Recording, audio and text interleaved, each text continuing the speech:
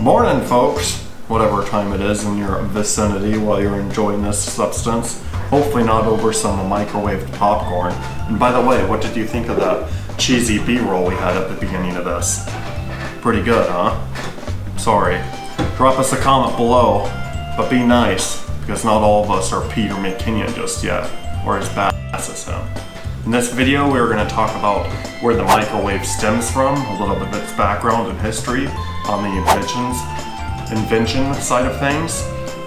Also, why you might want to avoid using the microwave to warm up your delicious delicacies that you might be consuming for the day.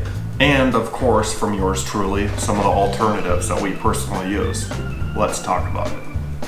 The first microwave was invented by a man going by the name of Percy Spencer back in 1946, called the RadarRange. This thing cost $5,000, was over 6 foot tall, and weighed over 700 freaking pounds. That looks like something you'd want next to your whipper. Anyways, Percy Spencer,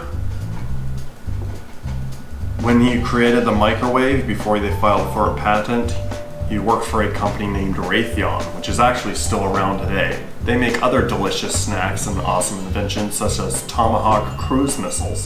Definitely sounds like they should be in the food preparation business, right? Microwaves work by wiggling and jiggling the molecular structures of that said food item that you placed in the box of death. Moving on. Fun fact, over 90% of American households use the box of death, also known as the microwave, because it's so inconvenient to do without. I just don't have time. Sounds like some first world problems to me. Now, why you want to avoid the little contraption known as the microwave?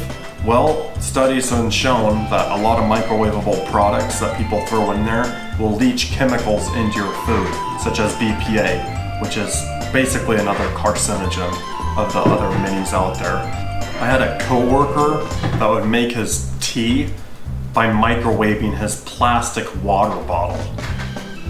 And it took me a couple of months to convince him to stop, because guaranteed there's leaching chemicals into that water, which is pretty gross. But sadly, oh man, he's no longer with us. I'm just kidding, guys. Adam, if you're still alive, drop us a comment below. Another reason why to avoid the microwave is that broccoli zapped in the box of death has been shown to lose 97% of its beneficial antioxidants, whereas the alternative of steaming broccoli to cook it only lost 11% of its antioxidants. Also, mother's milk warmed up in the microwave versus other methods of heating, such as the stovetop, has been shown to greatly decrease the vital compounds and nutrients found in mother's milk versus those other methods.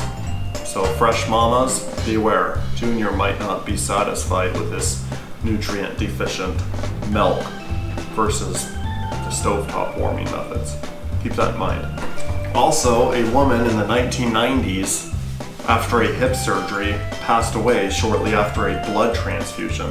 After the hip surgery, she was A-okay, ready to walk out of the office, but some non-inspectant nurse microwaved her blood before a transfusion and actually died shortly afterwards.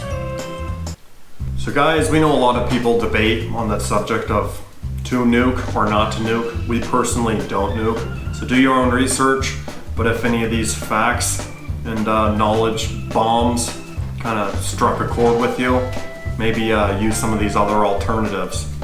Alternatives would be utilizing a toaster oven at lower heat, 200 to 250 degrees, steaming, boiling, or maybe even the good old campfire. America, right? And back in the day, I used to work with a bunch of guys in cold weather, 23 below in the winter times, pretty exciting. But during our lunch breaks, everybody would be lined up for the microwave to burn their tongues off of, but I'd be stuck with cold lettuce sticking to mine. Those were the days. Good times.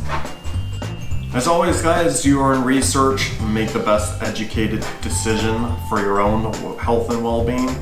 But in reality, if you can't wait 10 minutes for your food to warm up in a toaster oven instead of nuking it for 30 seconds in the box of death, you might need to reprioritize your life goals. So it's just our opinion. Thanks for watching.